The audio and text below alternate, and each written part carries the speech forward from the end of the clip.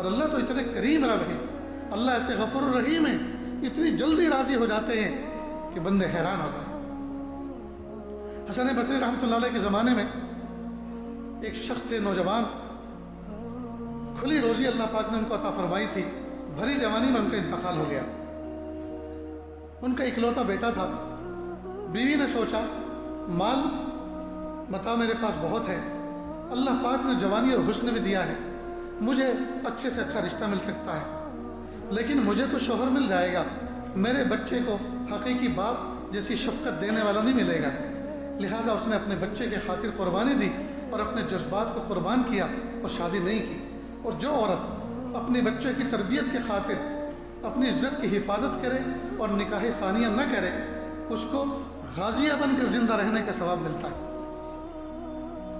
اللہ کی شان، بچہ سونے کی چمچ منہ میں لے کے پیدا ہوا تھا، خوشحال باپ کے گھر میں، باپ کا سایہ اٹھ چکا، اب اس کو طرح طرح کے دوست مل گئے، لہٰذا انہوں نے گناہوں کے بازار، گناہوں کی چیزیں دکھانی شروع کی، اور یہ بچہ شراب اور شباب کے گناہ میں مصروف ہو گیا۔ اس کی والدہ اس کے لیے تڑپتی تھی، روتی تھی اور اس کے لیے دعائیں کرواتی تھی، لیکن یہ دن بدن بگڑتا جا رہا تھا۔ اور جب ایسی شراب اور شباب کی گناہ کا کوئی عادی بنتا ہے تو پھر ایڈز جیسی اور لاعلاج بیماریاں تو پھر آ گھیرتی ہیں آدمی کو۔ چنانچہ یہ بچہ بھی کسی مہلک مرض میں مبتلا ہو گیا، سوکھ کے کانٹا ہو گیا، بدن پیلا ہو گیا۔ ایک دن اس نے اپنی والدہ سے کہا، امی، حسن بصری رحمۃ اللہ علیہ اس وقت حیات تھے، کہ امی حسن بصری کے پاس آپ جائیے اور ان سے کہیے کہ وہ گھر پر آئیں اور مجھے توبہ کے کلمات پڑھا دیں۔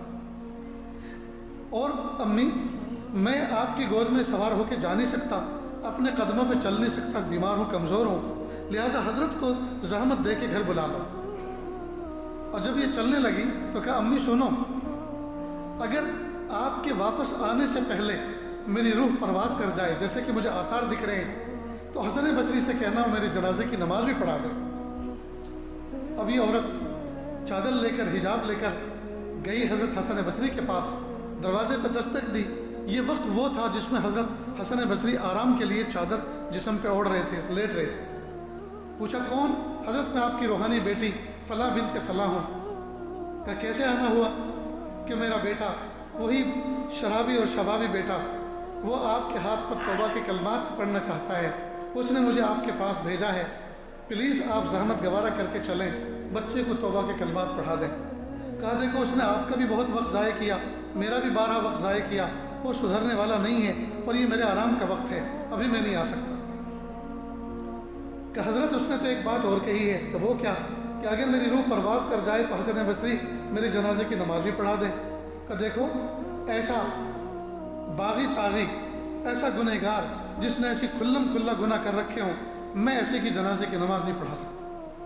ماں تو بہرحال ماں ہوتی ہے، ماں دھک کر کے رہ گئی اور سوچا، ہائے، اللہ کا ولی میرے بیٹے کی جنازے کی نماز پڑھانے سے انکار کرتا ہے، آخر میرا بچہ اتنا برا ہے۔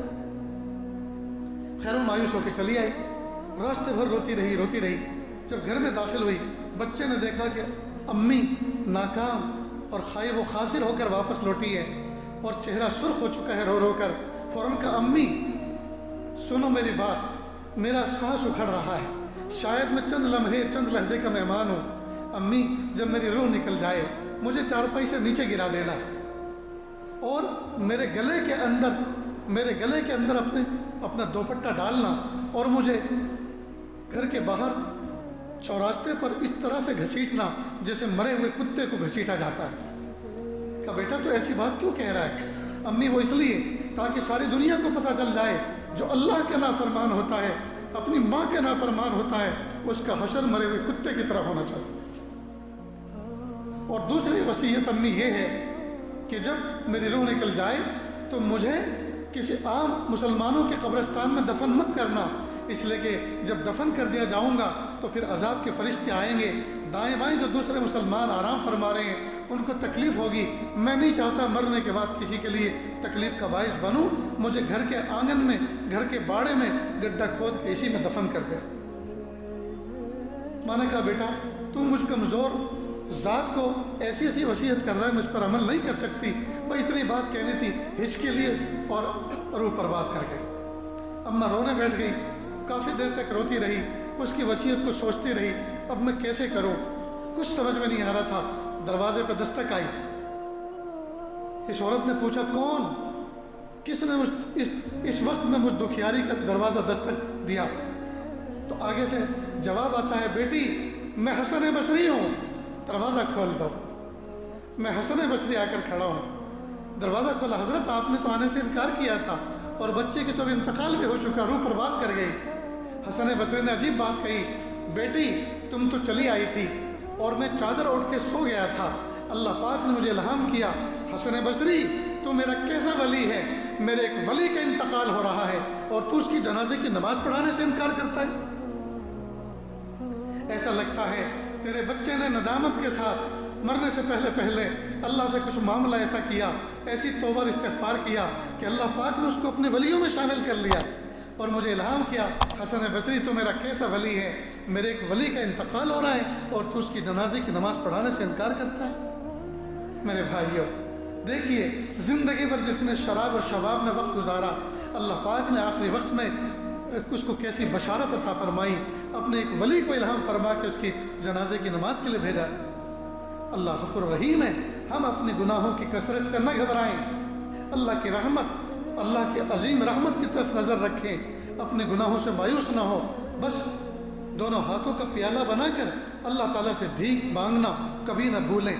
हमेशा अल्लाह ताला से, अल्लाह मेरी तौबा, अल्लाह मुझे माफ़ कर दीजिए, अल्लाह मुझे माफ़ कर दीजिए। कलमा, दुरूद शरीफ, इस्तिग़फ़ार, ये मुख्तलिफ ज़िक्र और अज़कार अपनी ज़ुबान पर जारी रखें। अल्लाह ताला इसकी बरकत से अपने महबूब बंदों में शामिल फरमा लें।